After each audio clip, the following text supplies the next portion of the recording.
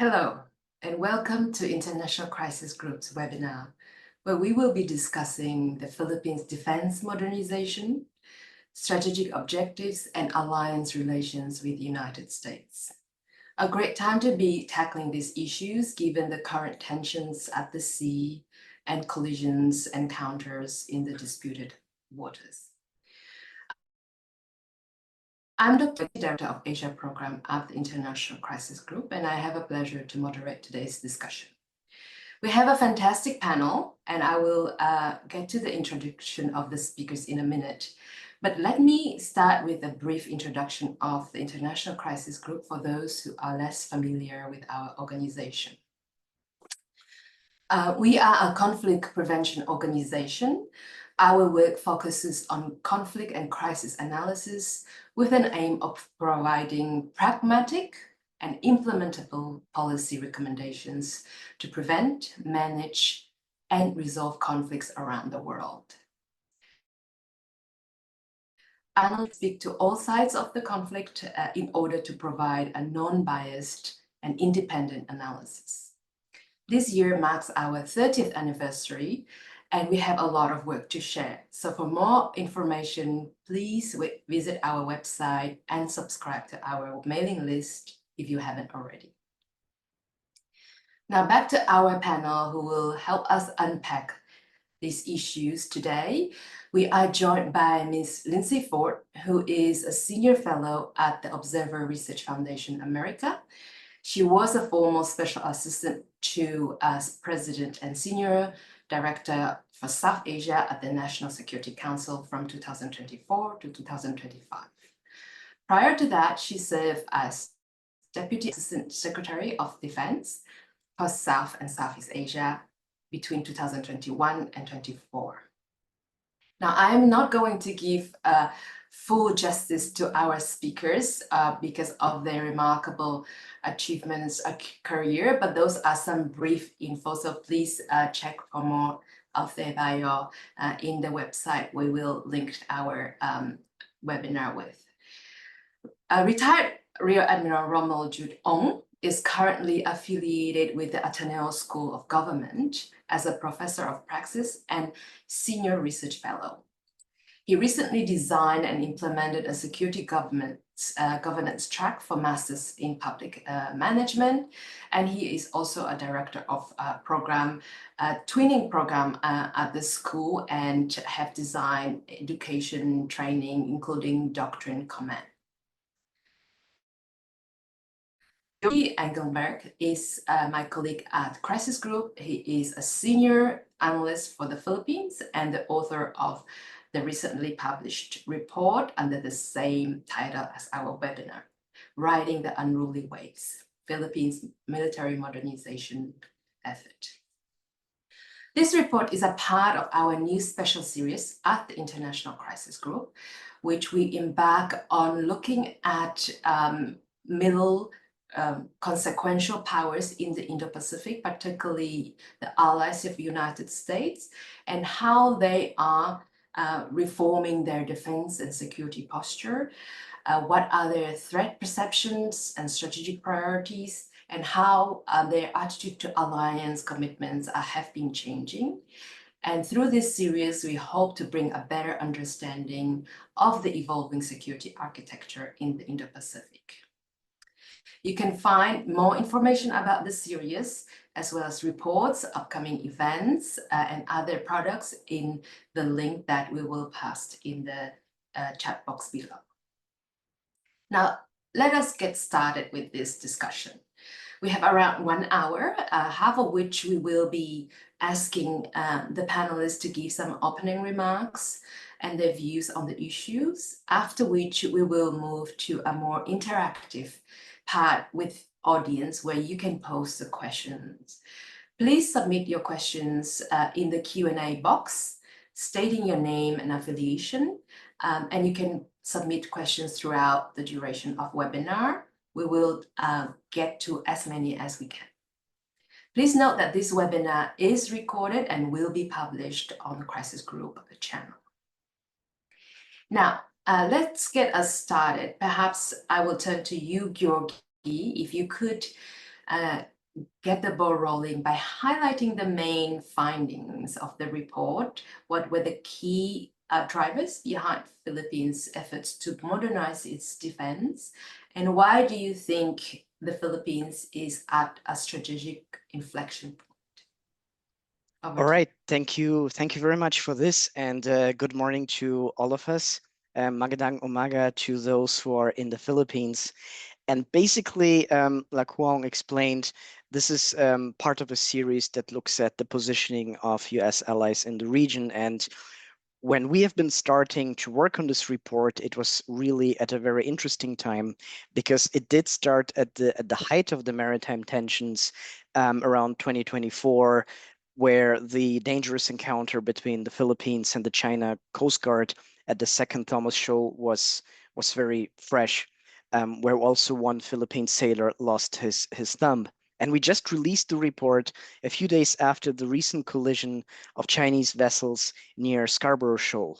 And at the same time, tensions around Taiwan have also been growing, something we have also tried to document with our work with Crisis Group. So all of these, the beginning and the end of our research also reflects how the external threat perceptions really influenced Philippines' efforts to modernize its armed forces. So if you think about the past with the Mischief Reef incident in 1995, the Scarborough Shoal standoff in 2012, these were all important events that tried to really kick off modernization efforts of the Philippines defense. Now, flash forward in the 2020s, President Marcos Jr. really encouraged and endorsed a paradigm shift for the Philippines that has also coincided with a relatively more stable internal security situation.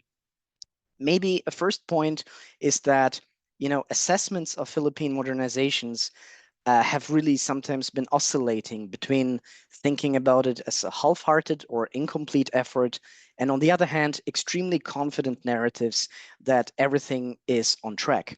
And I think this report shows that Manila is really trying to make a shift on the policy level towards external and territorial defense. But of course, it still sometimes struggles a little bit to make a full dent. So in these aspects of modernization, there's still a bit of work in progress. Now, regarding specifically defense modernization as such, we have seen positive developments, especially if we compare the Philippine poster with just a few years ago. The Horizon program in its third phase right now has really provided the Philippines with some new key acquisitions and also with more hardware to be procured in the next years. So we're talking about stuff like air defense systems, more ships, jet fighters. We also see organizational reforms for the Philippine military by the creation of new units. And I think also it is important to highlight that the Philippines are also thinking about the implications of modern day warfare in the way it reflects about its context. It aims to become a more archipelagic power, which is only due for a maritime nation, but it's also thinking about drones, it's thinking about cyber, it's thinking about hybrid warfare. And I think it really tries to build up something more credible, despite the obvious power asymmetry with its big neighbor towards the north and a fairly low baseline from which the Philippines has started its modernization. So it means equalizing between the various military services, the army, the navy, the air force, and also to an extent catching up with its neighbors. But apart from that, we're also looking at how alliances and partnerships can play a role in creating deterrence. First, we have the partnership with the United States and Washington through the Mutual Defense Treaty, the Enhanced Defense Cooperation Agreement, or EDCA. And we have seen how the Philippine-US alliance is really actually in a relatively good state compared with some of the other partnerships we perhaps see in the region. And for those who are interested, we've also identified some scenarios under Trump 2.0, how this relationship will unfold. But then we also have the partnerships with like-minded nations, for example, with Japan and Australia. We just had last week one of the biggest exercises between the Philippines and Canberra in Palawan. And we also have more and more defense agreements with other nations, starting with India, South Korea, Germany, New Zealand, Singapore, and others. Now, of course, there are challenges specifically related to aspects of defense procurement, maybe some technical aspects, as well as the key question, what is the ultimate objective of the Philippines? What is the strategic end state? And what are the acquisitions that need to be purchased to reach that end state? Certain structural constraints, for example, the development of local industrial capacity and self-reliant defense posture, and perhaps also something that came up is the need to reform the pension scheme of the Philippine military in the long term. Now, regarding our recommendations, I think we are seeing that it is worthwhile continuing what Manila has been doing to engage further with upgrading its armed forces within its limitations that it certainly has, maintaining good relationships with the United States, expanding its defense networks, and also pursuing internal reforms of the armed forces. And lastly, I think deterrence is, of course, part of the equation, but so is diplomacy. And I think towards the end in our report, we also highlight that dialogue with Beijing and also with ASEAN partners remains a key policy that the Philippines should also pursue. And with that, I think I'll close for the time being. Thank you, Georgi, for getting us started and unpacking the findings of this big report. And indeed, Philippines, like many other middle powers in the region, are feeling the effect of great power competitions. And at the current stage, Philippines is very much at the receiving end of tensions and perhaps even coercive operations from China over the disputed body of water. But I wanted to turn to Lindsey to ask about your view, Lindsey. You were in the Biden administration overseeing a number of bilateral relations in the Indo-Pacific that would include Philippines as well.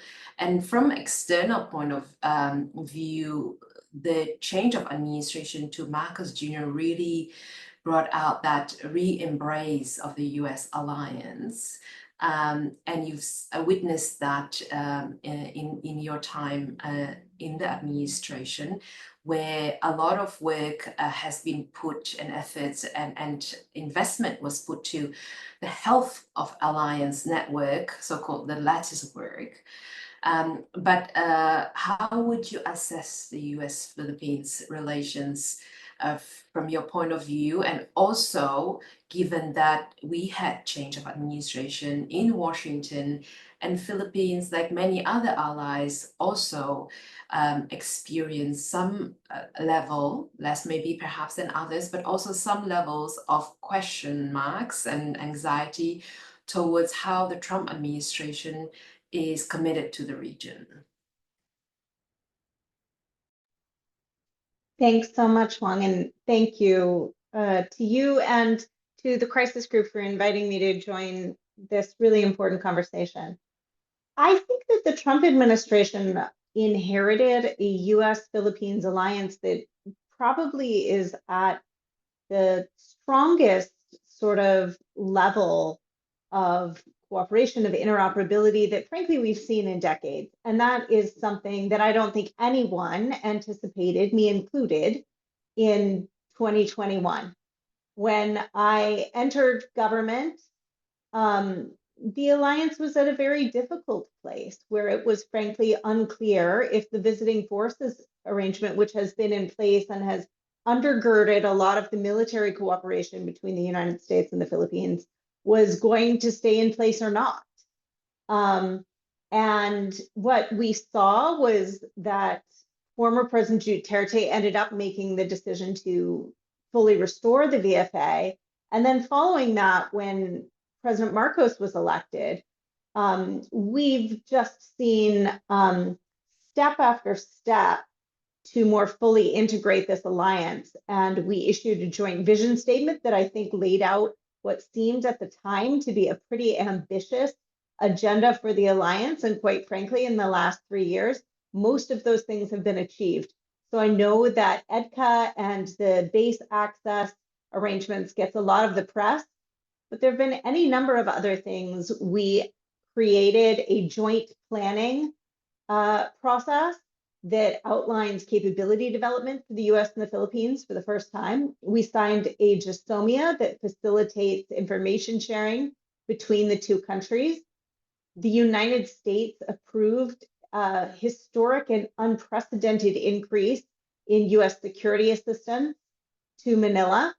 We initiated maritime joint patrols in the air and the sea, which wasn't happening. And importantly, we began doing those with other allies and partners, including Australia and Japan as well.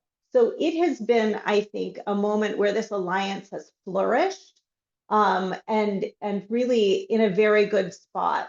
I am pleased to see that in the last couple of weeks, both sides had their four-star commanders meeting for their annual talks, engaged again in more patrols along the South China Sea in response to some of the harassment that was taking place there. And I think that there is a lot for the Trump administration to continue to build on. And rhetorically, certainly, they have said all the right things about the commitments that remain in terms of the alliance and in the South China Sea more specifically.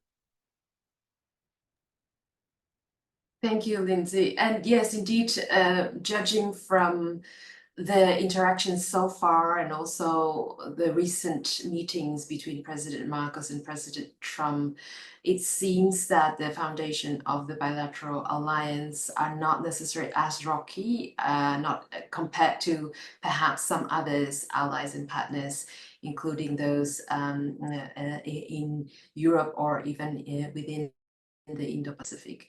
But if I could turn back to the Philippines' motivations for defense modernization, and Rommel, this relationship are instrumental in that goal, as well as other partnerships. But if you could give us a perspective on Manila's modernization efforts, because they're neither necessarily new nor only externally driven. So the Horizon program, as Georgi mentioned, tracked back to 2013 or several administrations by now. So what is your assessment of how effective is current Manila's approach to modernizations of its armed forces? Thank you for the question, Wong. As Georgi has said, this modernization program started out during the late President Pinoy's term, and it's supposed to run into 3 administrations. It would end with the Marcos administration in 2028.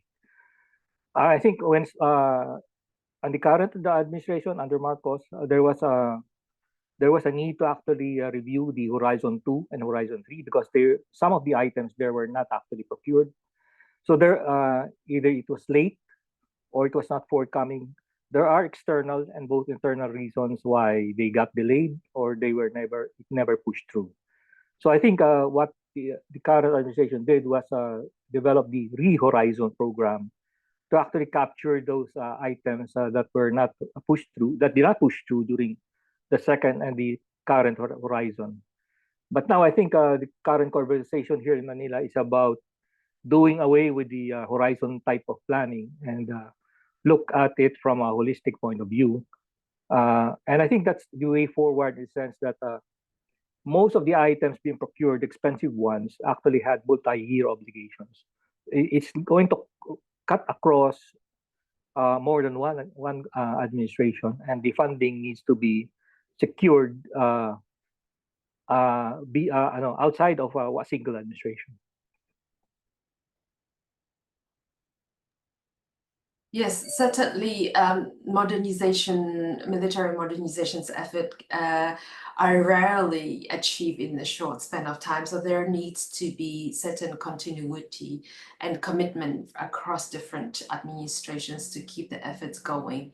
But there needs to be also certain political conditions that are conducive to that. And particularly we saw that in Philippines, the evolution of the paradigm shift from more domestic-oriented, even land focus when it comes to fighting insurgencies, to more external and certainly more maritime-oriented.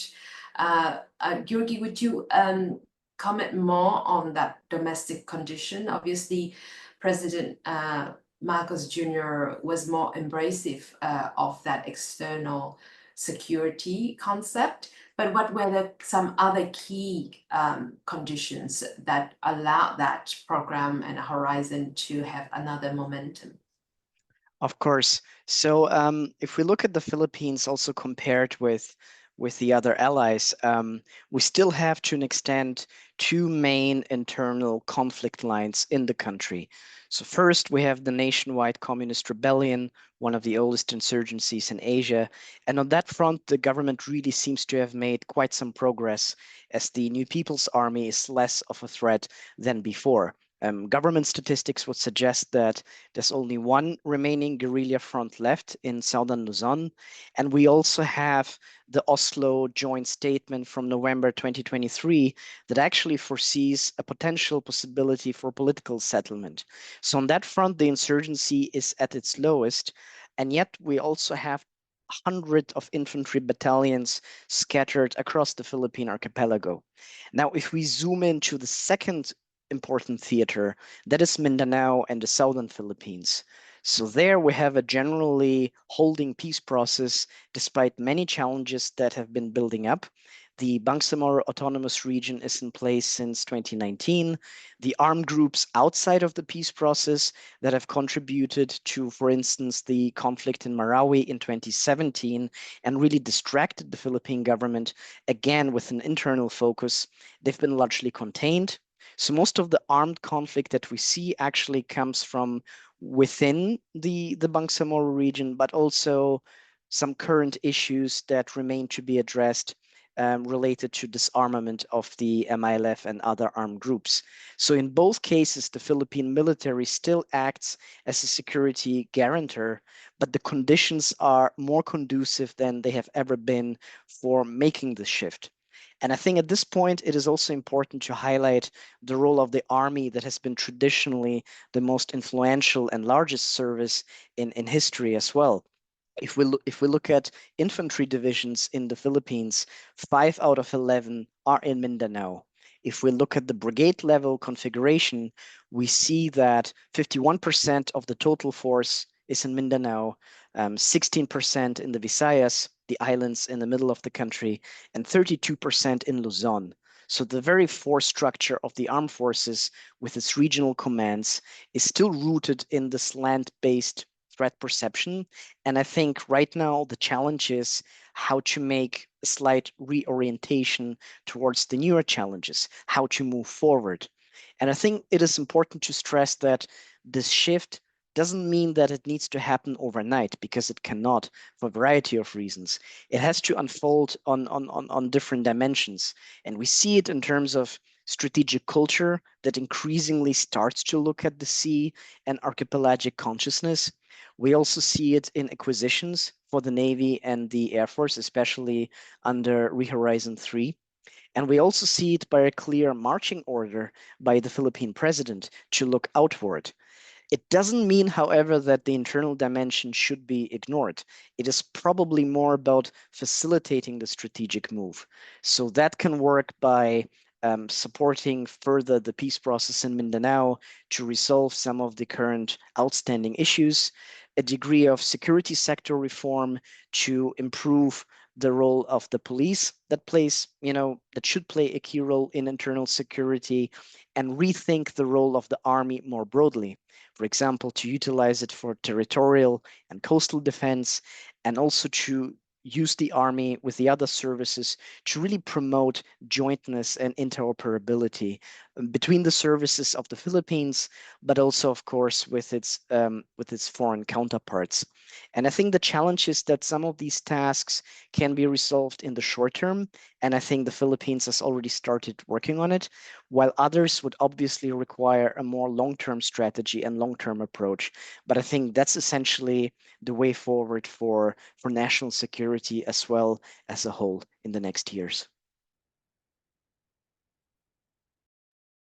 It is a comprehensive effort, isn't it? It's not a standalone defense modernization, but there are all other aspects, as you mentioned, to be included in this whole of nation efforts. And this year, particularly, is important for the Philippines. Not only it is, as we mentioned, at the front line of the South China Sea disputes, but also all West Philippine Sea, but also we are gearing towards the local elections in Bangsamoro in October as well. So it's there is a lot of domestic issues to be also continuously considered.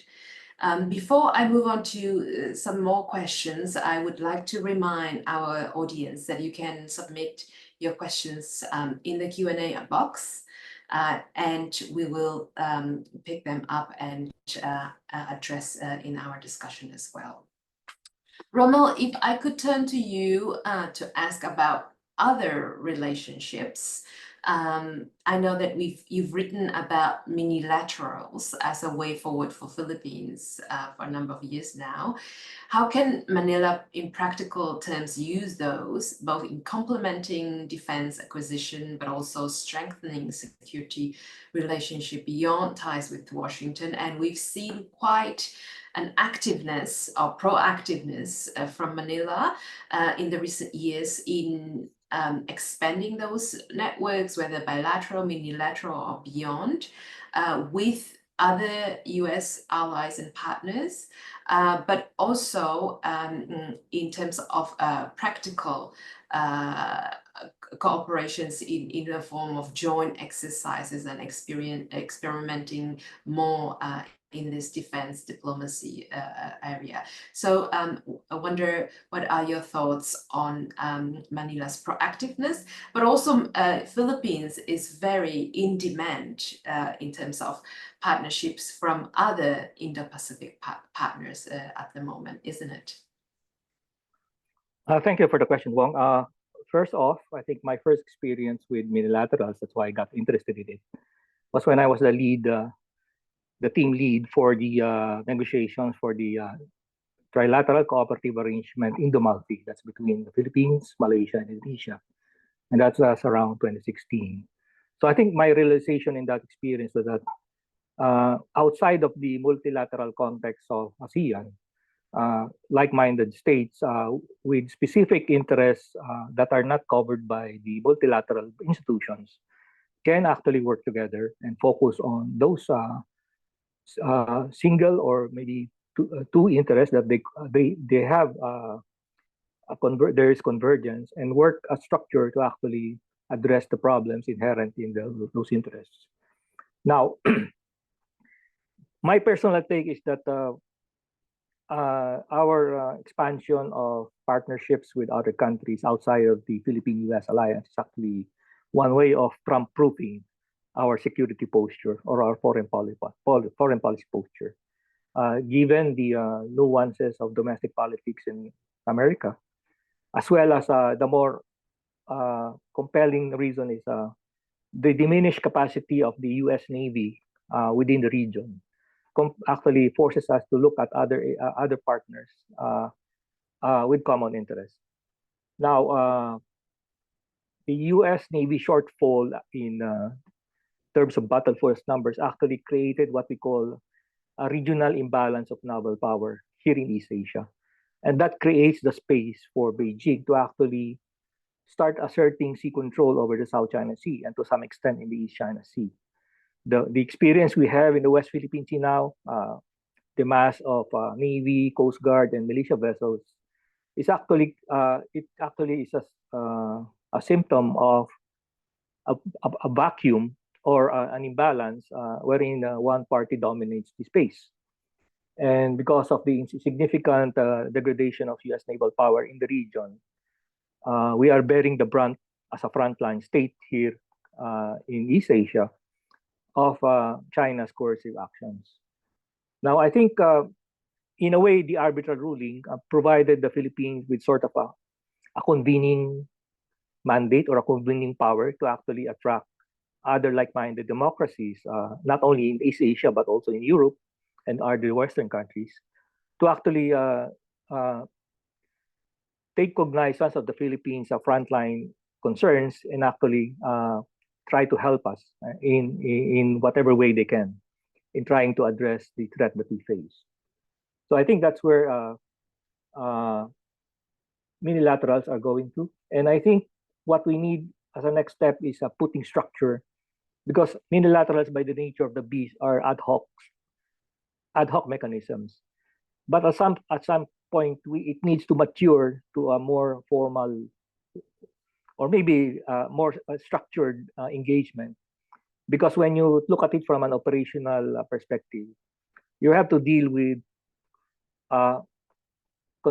combined command and control, combined rules of engagement, interoperability of forces.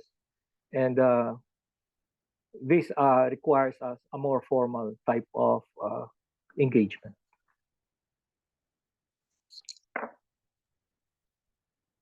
Thank you, Rommel.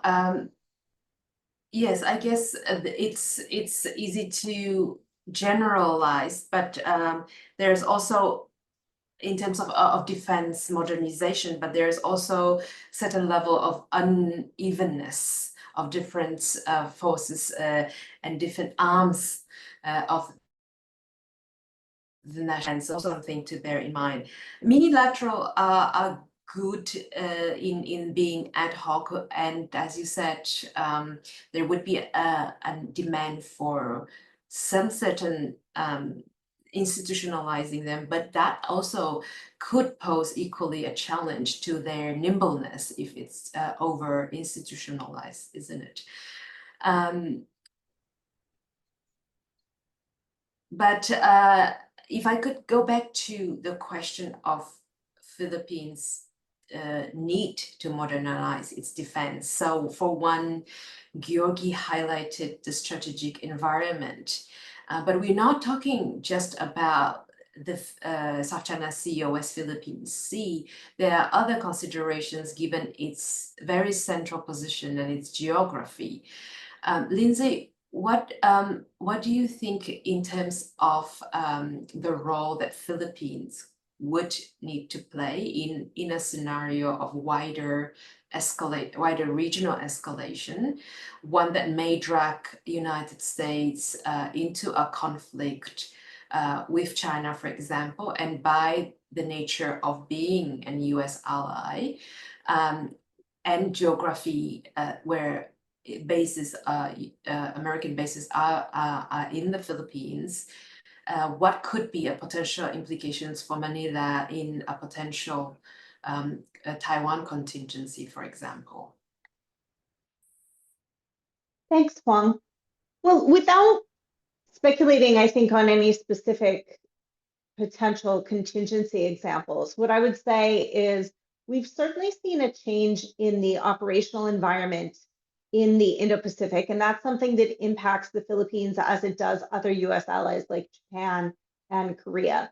What we've seen in particular in the past few years is that both China and Russia are operating together more frequently and conducting a wider scope of joint operations around the Indo-Pacific theater in a way that frankly really sort of creates one theater. So where we might have in the past thought about a South China Sea crisis as distinct from something in the East Sea or something on the Korean Peninsula or even Taiwan, increasingly what we're seeing is gray zone, harassing kinds of operations, combined air patrols, combined naval activities that China and Russia are doing across the theater. And what that means is that allies like the Philippines have to begin thinking about how a problem around Taiwan, a cross-strait crisis, a problem with Japan, impacts the Philippines as well, because that is how countries like China and Russia are operating. And as we've seen in multiple instances, Chinese missile firing, North Korean missile firing, doesn't necessarily just impact one country at a time. And so the Philippines has to be prepared for that. I think some of the things that they're doing in terms of training multilaterally, but also looking at new rotational deployments, and thinking about capabilities like unmanned systems in the air, on the water, and subsurface are really preparing them for a more complex and diversified set of contingencies that they might potentially face in the future. Certainly, the strategic environment is only getting more tense, and for the Philippines' position, it needs to think actively about different hotspots in the broader Indo-Pacific for sure. We have some questions coming in, so we'll start with that. But please remember to also state your affiliation if you can when submitting the questions. Let us start from a question from David Santos, who is asking about the indications that internal armed groups in the Philippines can be manipulated or exploited by external threat players, and in what way to keep Manila preoccupied in addressing local threats than having focus on territorial defense. Maybe I could address this question to Rommel, if you are happy to take it. Okay, thank you for the question, David. I think in the realm of theory, that can always happen. You will use local forces or local insurgents, fund them, and create distraction, okay, within the country. I would do that if I am the adversary, given the current conditions of the Philippines. Now, it doesn't happen. It doesn't need to be only armed groups. It can be supporting political entities or political groups within the Philippines that can also create distraction. So the point there is that if the Philippines is fixated or reverses itself and deals with a sort of a meta-sized domestic problem again, after having dealt with the local communist insurgency for decades, then obviously the Philippines cannot focus on the West Philippine Sea or the South China Sea. Okay.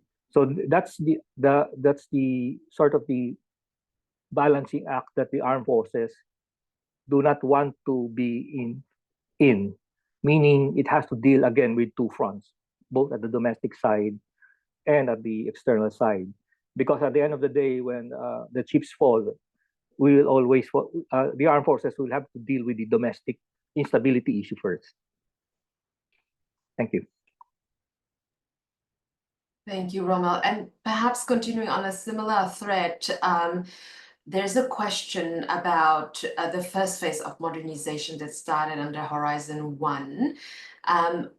Georgi, could you talk about that results of the early Horizon 1 and 2, and also how Philippines is prepared to chair ASEAN and make the modernization the plans? All right, thank you for the question. I think vis-a-vis the ASEAN position, I think that is perhaps a little bit indirect related to the modernization efforts as such, because this is a program that now the Marcos Jr. administration is really trying to push through, including some of the adjustments that Admiral Ong also mentioned, perhaps not to be tied to the cycles. So it's about securing budget, securing a longer term vision. And I think the ASEAN chairmanship is also about promoting diplomatic space for some other engagements.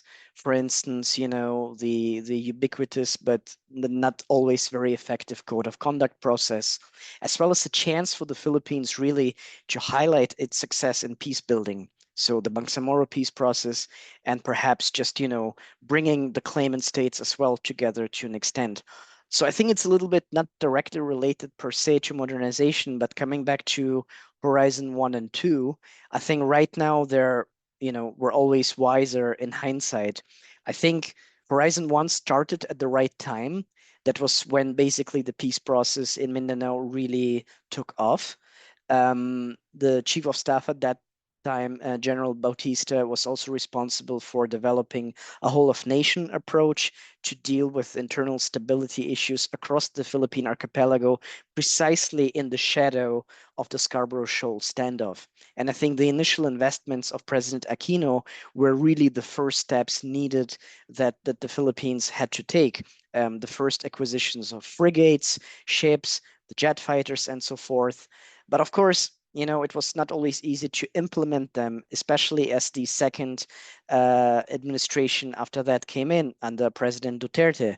And even if we zoom out from his geopolitical attitude, he had number one, the challenge of the pandemic, and number two, the Marawi uprising, and a renewed focus on internal security, especially after the peace talks with the CPP and PA broke down. So in a way, you were again distracted, and some of the acquisitions that we've seen on Horizon 2 were ironically again driven by internal drivers.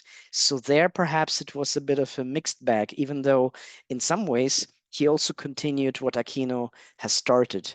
And I think the lesson now for Horizon 3 is to build up on the good practices of the predecessors, but also to really act upon a perception that, the clock is ticking. And the more strategic we operate, the better it would be for the Philippines and its regional environment. Thank you, Georgi. Lindsey, if I could pose this question to you, which is about the Trump administration and how he has not distanced himself from the Philippines and has been not compared to other alliances, for example, and strengthening the military relations given the greater tensions with China, and what are the perception of that threat increase in your view? Thanks, Juan. So I do think we saw when President Marcos was recently in DC, very positive meetings in terms of the security aspects of the conversation, if perhaps more challenging on the economic side. And I think that, that really reflects a few things. One, there is tremendous bipartisan support right now in the United States for the U.S. Philippines alliance. And I think that there is a much broader understanding of the challenges that the Philippines has been facing in the South China Sea than there was previously. And a lot of kudos here honestly go to the Marcos administration for the transparency initiative that they put in place to make very visible and very apparent the kinds of harassment that they were facing on a daily basis from Chinese forces.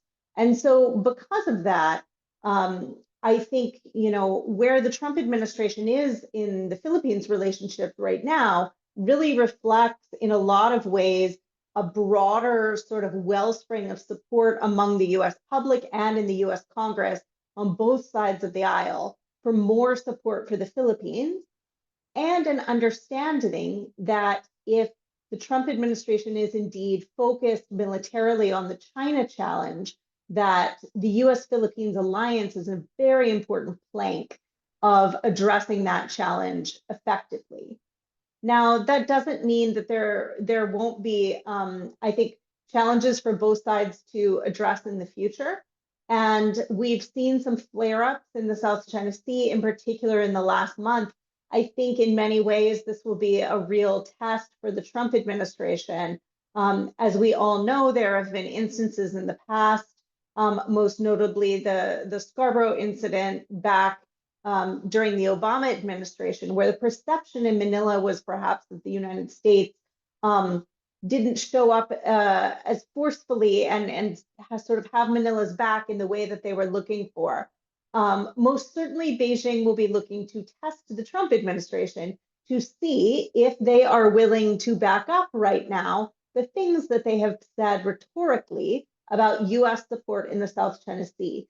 So as we see more incidents right now around Scarborough, around Second Thomas Shoal, I think it's going to be incredibly important for the United States in terms of its force presence and the combined activities that engages in with Manila to demonstrate operationally what it is saying rhetorically as well. Lindsey, if I could stay with you for a little bit, of course, others, please jump in if you have also to add, but there is a question that pulls the thread you started already alluding to in terms of Philippines' importance in the Indo-Pacific region. So the question is more about foreseeing the role of the Philippines in the Indo-Pacific, given its modernizing military. So in other words, if the more capable the Philippines is, would it be expected to be more responsible in the Indo-Pacific for other regional security issues as well? So I guess I don't want to say this in a sense of like what the United States expects the Philippines to do, because I think in some ways that's slightly paternalistic sounding. I think that the Philippines leadership has been clear that Manila intends to not only take a leading role in its own self-defense, but be able to contribute more to the bilateral alliance and in the region. And that is something that I think the United States certainly wants and expects of the Philippines, as we do of all of our allies and partners.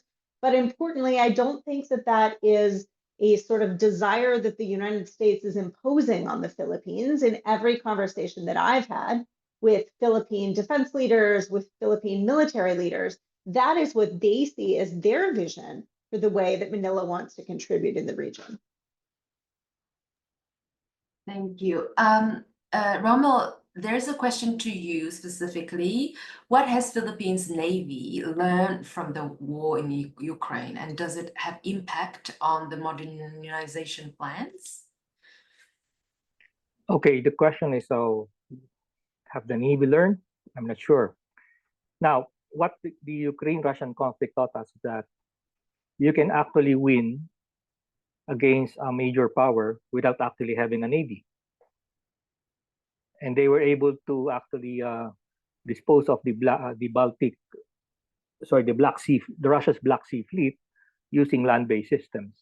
So it actually supports the capability posture that we developed in 2016, which is to go asymmetric.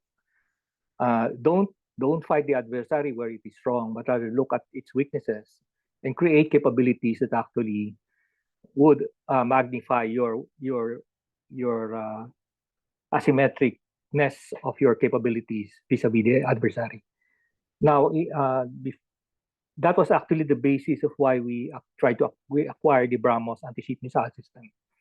The existential threat we faced in 2016 onwards was a resurgence of the PLA Navy surface fleet.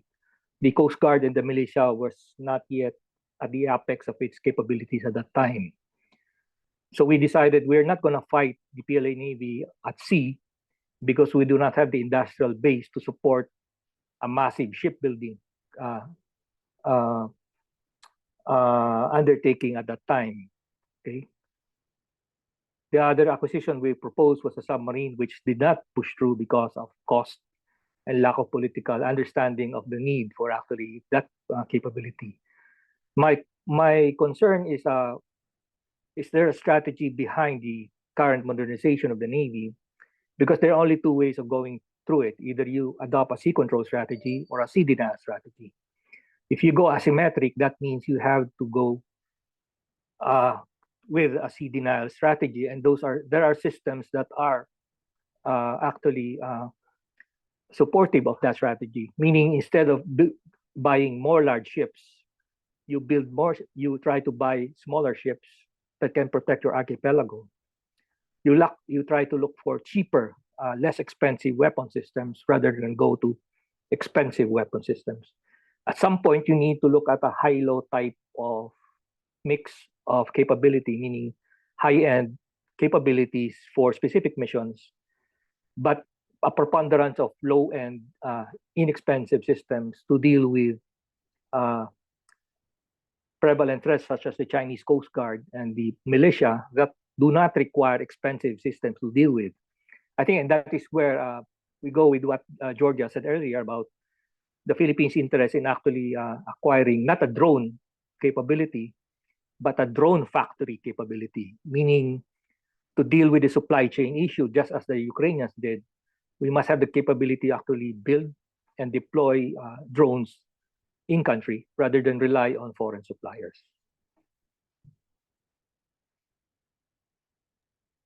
And Rommel, there is also a question about the capability, not necessarily for war fighting, but for conducting evacuations operations should a Taiwan contingency happen, and given a large number of Filipinos living in Taiwan, is Filipino military capable of conducting these large-scale evacuations?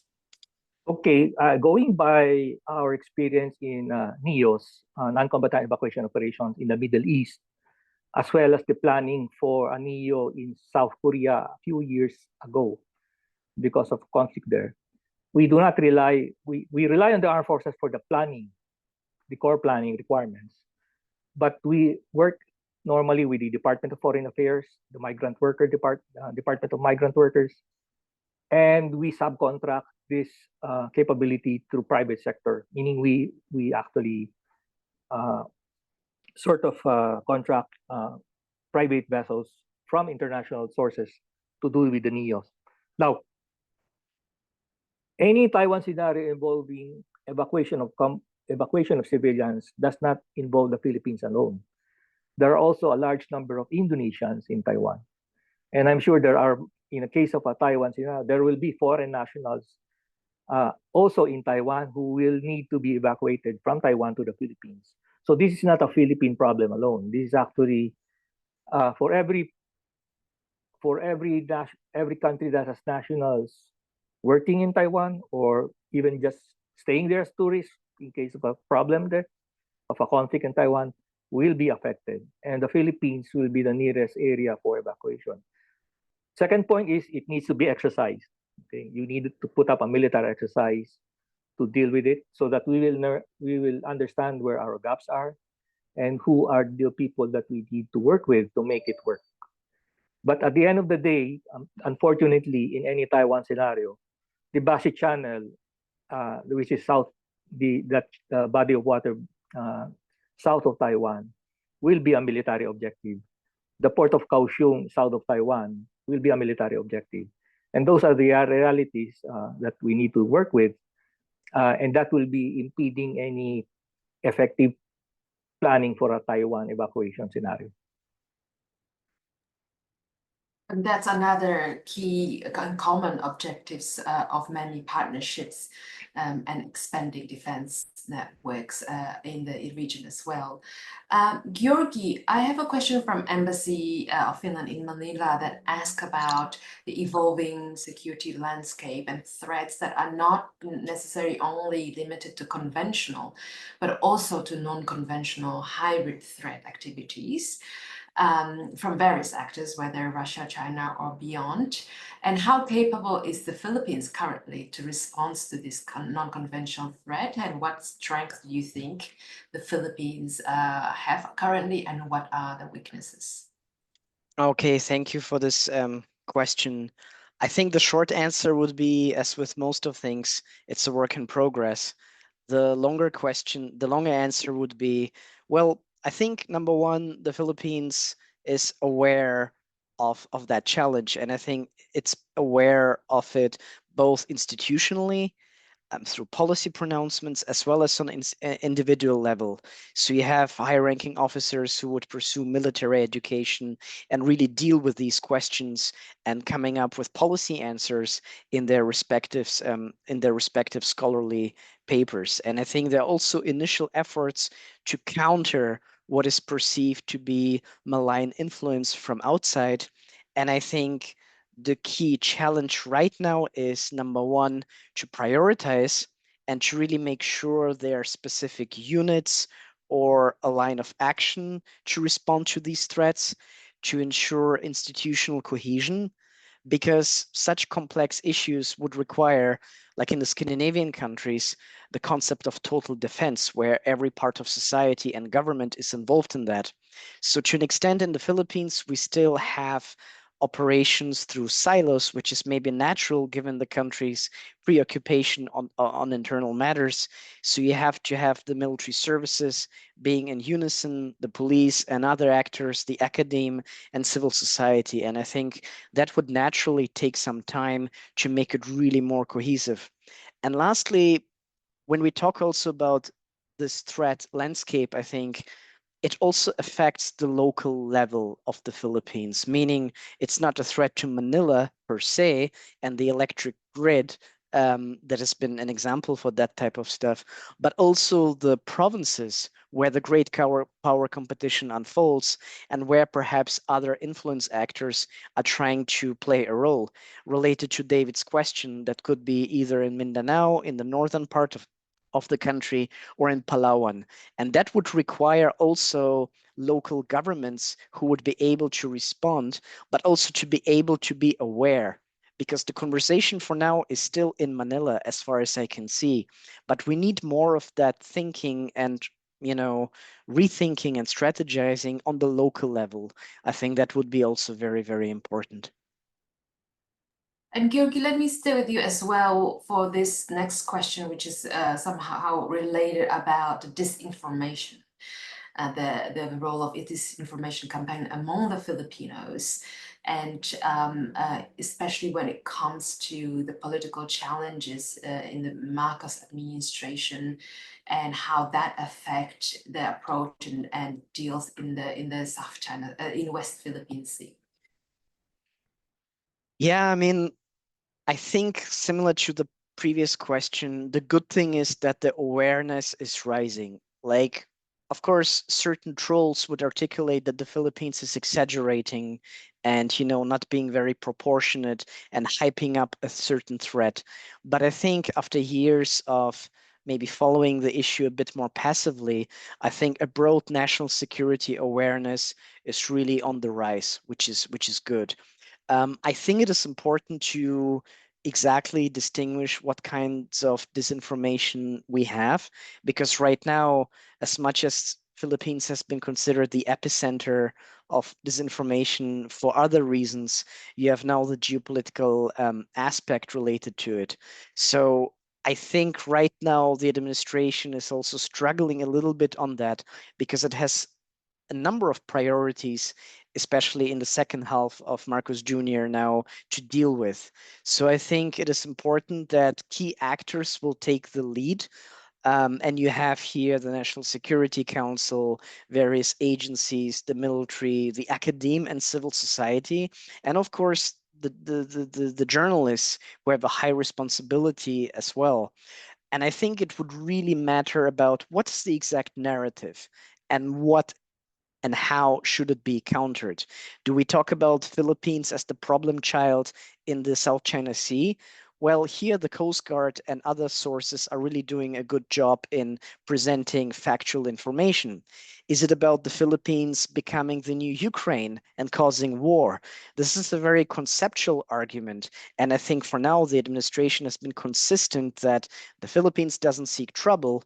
It tries to do what it needs to do to protect its sovereign rights, and it tries to work around with different partners to achieve that.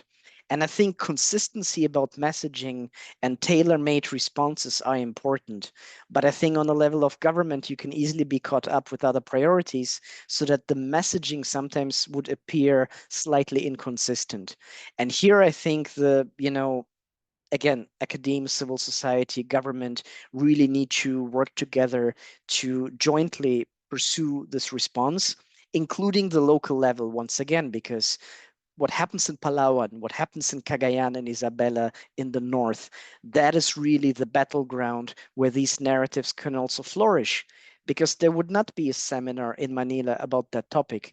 Yeah. Well, there are a lot of more questions come in. We won't be able to address them all, but a lot of them you will find actually answers in our report. But if I could just wrap up the webinar with one final question, a lightning round around our speakers, is the more regional question from Philip Hegemus from Bloomberg about the changing operational environment and the dynamics, given that Manila's enhanced military relations with the United States and others claimant states like Vietnam expect. Is it fair to say that these things are reshaping broader dynamics in the region and having impact on China's behavior as well? And similarly, in similar tone is a question from a journalist, Raisa Robles from the South China Morning Post, where the argument that negotiations between the Philippines and China are not advancing is because of the Philippines forging closer relations with the United States and partners. I wonder what are your views, if you can provide a quick one to wrap up this conversation. May I start with you, Lindsey, and then move to Rommel and Georgi? Sure. Well, I guess on the point about negotiations not moving more quickly, I would say I think that the negotiations over a South China Sea Code of Conduct have been out there for quite some time, far before the recent improvement in the U.S. Philippines relationship. And I suspect the fact that they're not proceeding more quickly has more to do with the terms of what's on offer than it does with anything that's going on in the U.S. Philippines alliance. But to the question about the operational environment, yes, it's absolutely changing. And, you know, I think in a lot of ways that shouldn't be surprising. When you look at the massive land 2014, it's really not surprising to see that other littoral states in the South China Sea are thinking about how they enhance their own capabilities.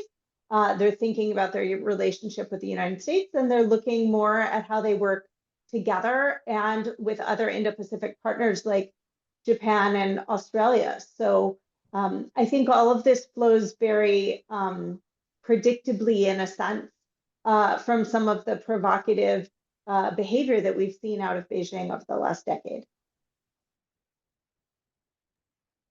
Thank you, Lindsey. Rommel, please. Well, there is an asymmetry of power between the Philippines and China. That's a given. So dealing with China bilaterally is actually does not work for Philippine interests. The Philippines need to work with other partners, not only the United States, but extended number of partners, to actually develop enough gravitas militarily and diplomatically to actually work with, deal with China's problem, the Chinese problem in the South China Sea. And I think that's the way forward. There are many things that needs to be done as well, still needs to be done. The lattice work of minilaterals, I think, is a good move, whether it is ad hoc or more or less structured in a way. At some point, the Philippines need to work with Japan. It needs to work with the elephant in the room, which is Taiwan, because these countries are the frontline state. They bear the brunt of any problem that China creates in any future scenario. Thank you. Thank you. Georgi, last word. Well, I think I would just have a comment and a question. The question would be, can the Philippines do anything to change Beijing's threat perceptions? Because after all, some of the Chinese scholars and thinkers have considered that even under President Duterte, the Philippines still acted in its own interest. So if that model didn't work for Beijing, what would work? And that is a key question that I think perhaps even Beijing has a hard time of answering.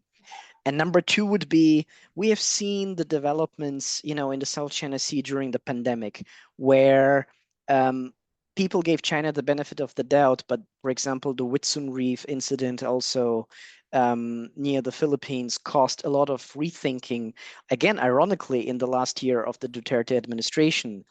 And I would also argue that Australia and Japan are not in principle against dialogue with China, because we actually see it in the last months and year that they're willing to talk, just as the Philippines. So I think it just so happens that sometimes the relationships between Beijing and these countries are a bit rough. But it's not like there's an axis building against China, even though Beijing might perceive it that way. But I think Philippines and its allies are also signaling that it doesn't have to be that way. We're trying to defend our interests, work together. The Philippines tries to talk bilaterally. And if that doesn't change the equation on Beijing's side, then we have essentially a strategic dilemma. And at some point, the best thing for the Philippines would be, as Sir Ong said, to further think about the unthinkable, the scenarios for the future, and just be prepared on all matters, pursuing deterrence and diplomacy, as we highlighted also in the report.